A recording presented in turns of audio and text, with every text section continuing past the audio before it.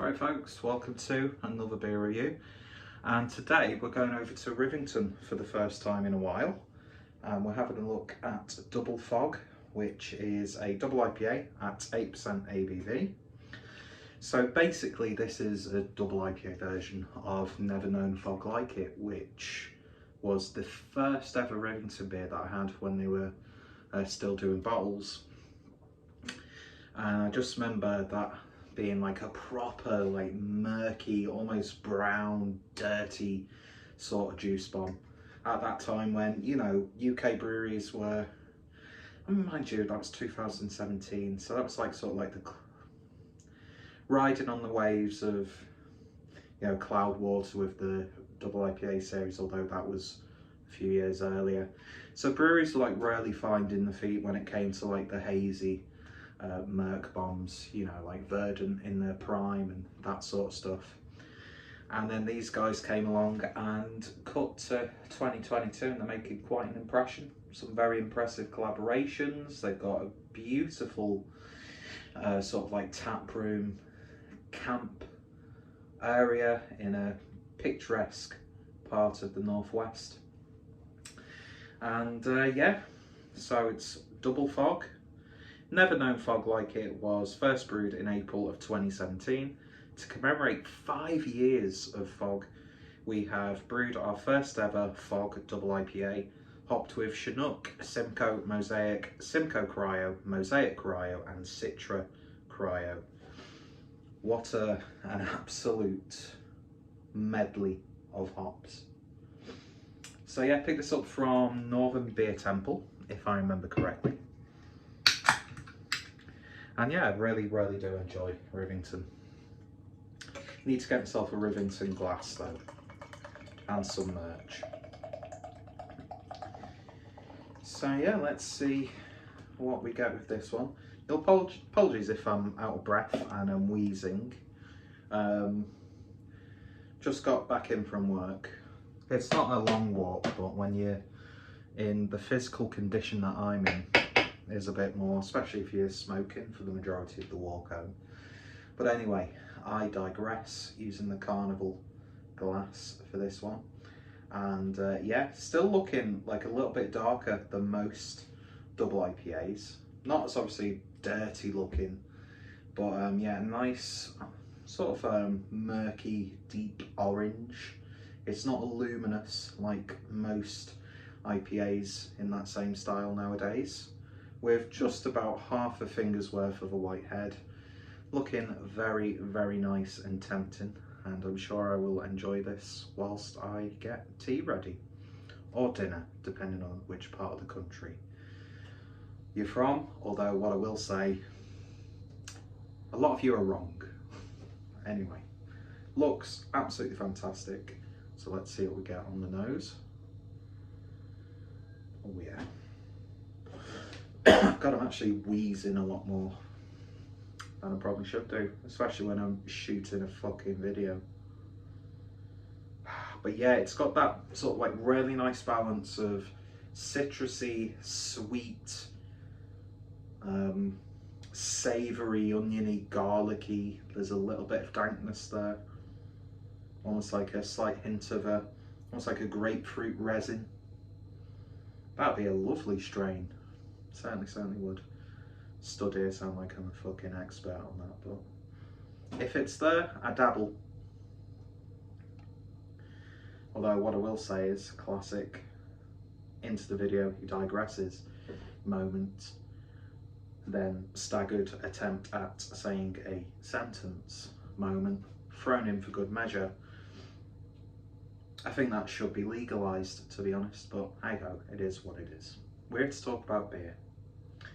But yeah, that is just smelling absolutely wonderful. And the sun's started to come out as well. It's been a little bit on and off, murky, a little bit rainy, but it is northwest, so I'll drink to that, and that's what exactly I shall do now. Cheers, folks.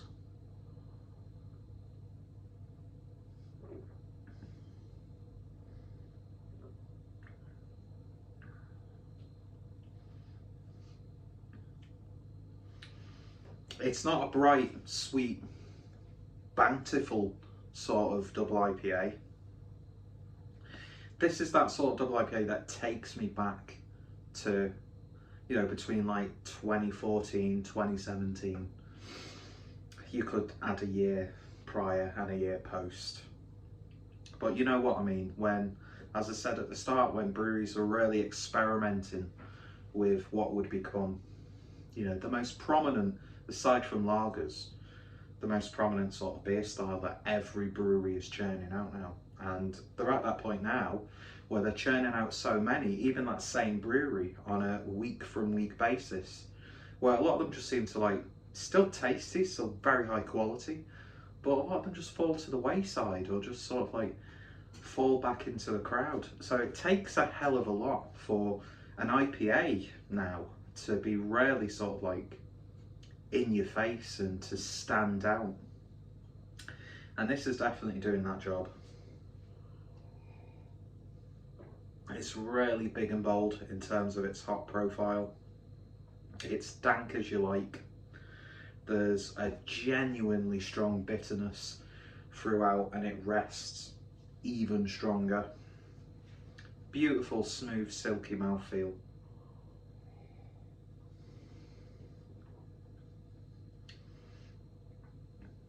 But yeah, oniony, garlicky, resiny.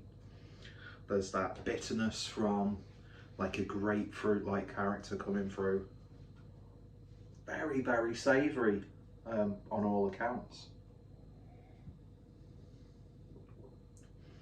And it sort of has that hop intensity that you would associate with a triple IPA.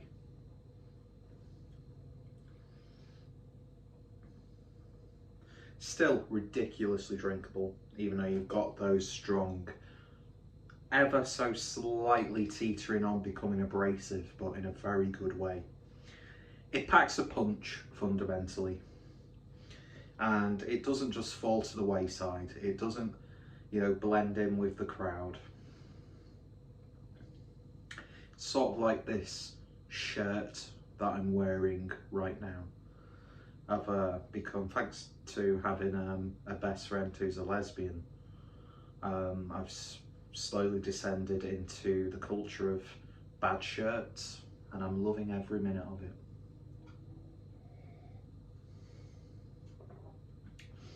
But no, that's absolutely awesome. It really, really is. Some may drink it and find it to be a little bit harsh, because we're so used to just these smooth, sweet, subtle, balanced yet fruity, you know, IPAs and double IPAs, but this just slaps you across the face. But you kind of like it though, and you come back for more. I'm not saying that you're a, you know, sadomasochist for enjoying it, far from it. But it's like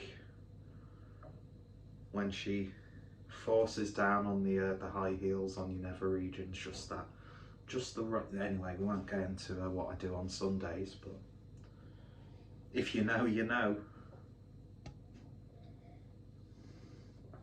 Lower the tone with a terrible joke. But what is not a joke pulls it back. I'm not pulling that back. Well, not on camera anyway. And lower the tone once again. This is absolutely mega. I think this is wonderful.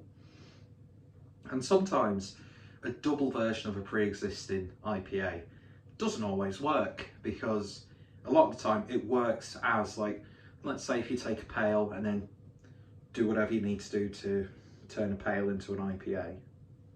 Still a little bit like, well, is this not just an IPA anyway? I don't know. We won't get into the semantics of beer styles, because we'd be here all day, really. But I'd say especially when you take like an IPA and then you unfit to a double IPA, or sometimes to a triple or a quadruple IPA. That IPA as it was works because of its ABV, because of the beer that it is. Doesn't always mean, you know, making it higher ABV, throwing more of the same hops. increasing whatever you need to increase, doesn't always mean it's going to be much better. But this, it does take me back, because I'm getting those dirty sort of dank flavours that I would associate with never known fog like it. And a key example of that sort of Vermont, when I think that's what they used to be called, Vermont IPAs. Vermont, New England. Don't get me started on mountain IPAs. And white IPAs. Do you know what I mean about semantics when it comes to beer styles? It's not a beer style. It is what it is. You're not going to sell more just because you put a little bit of a spin on the style itself. But these sort of IPAs always take me back to Stigbergit's Amazing Haze, which for me, because I was living in Germany at the time, I was talking about Germany again. I was living in Germany at the time, so we didn't really have good access to what was being brewed in the UK. It was just off the generosity of like beer tubers who would send beers over, and I'd send like German craft back to them. And when I'd visit England, I'd, you know, have a massive haul, and most of my luggage would be beer related. So I never really got to experience like Cloudwater's double IPA series, aside from maybe one or two of the beers.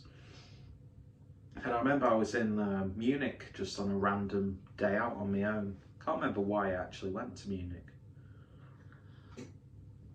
And went to a shop called Getränkeoase. Don't know if that's how it's pronounced. I've not really had to use German at all since I unceremoniously had to leave Germany. It's not as sinister as you think. There was a bottle shop, and I remember hearing people talking about this specific beer, Stigbergit's Amazing Haze. So I was like, a lot of the American, German breweries are just like brewing like West Coast style IPAs, really latching on and doing a great job of those beer styles. You know, this was even before Stone Berlin was put into place. So it's a completely different landscape. I'm rambling. It's a completely different landscape back then, as it always is when you use examples like that for the German brewing scene. But again, I'm not one of these people who, just because you do a good New England style IPA doesn't mean you're an amazing brewery. Do you know what I mean? If you can make other styles, if you can make that style really well, then fantastic. I know who to go to. But I want to see what your lagers are like. I want to see what your Baltic porters are like. I want to see how either traditional or creative you get with like sour beers, although I'm not the biggest sour beer fan. I'm like stouts, and I want you to like dig up traditional recipes and try something new. That's why I'm really always intrigued when a brewery brings out like a mild or a bitter, because they're known for other styles. But completely lost my train of thought there. Yeah, the German breweries, I was, you know, thankfully I had some great breweries at my disposal. And that's like sort of like the infancy. I mean, look at the German brewing scene now. You've got like Frau Gruber, you've got Sudden Death, you've got Superfreunde, you've got Buddelship. Who else have you got? Yankee und Kraut, Forst Biercheck. So many great breweries that I've not even like scraped the tiniest point on the tip of the iceberg when it comes to German craft brewing. But I think you get what I'm talking about. I'm just going to abruptly end my train of thought and end this review because it's getting a little bit long. But I'm not too sure, as of the recording of this video, what the availability of Double Fog is like at this point. All I can tell you is the can I've got here was bought probably about 2-3 weeks ago. Still, the technologies and the brewing practices and the, you know, canning when it's done right, you could preserve like a really hop forward beer, and even like a month to a few months time, you're still getting bags full of flavour. And yeah, what a way to commemorate half a decade. It's mental to think of all the years that have passed since I've started getting myself into beer properly.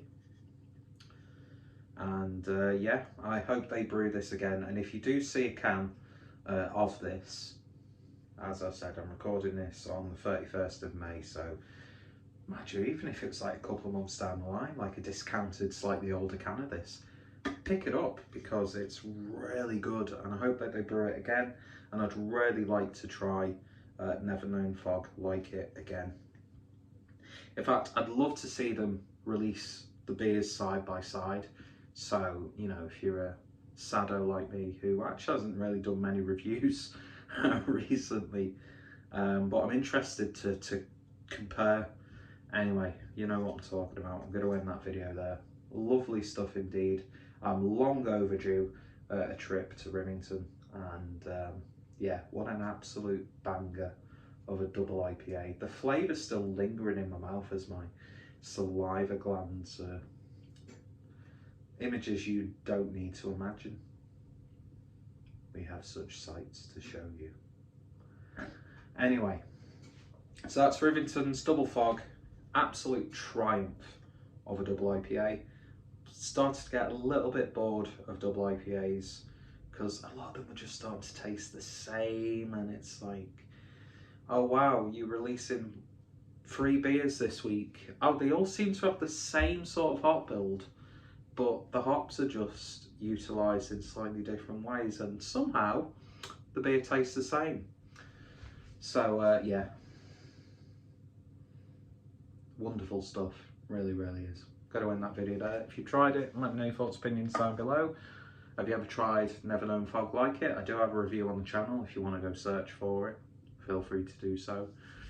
And I can't guarantee I'll be wearing a loud shirt though in that review. And yeah, I've reviewed a few beers from Rivington on the channel. So I've broken the habit of creating playlists for every single sort of factor of my YouTube existence. So it's all just type on the keyboard away. I don't need to do all the work for you now, do I? Anyway, cheers for watching. Check out Rivington, check out Northern Beer Temple, and I shall see you later. Cheers.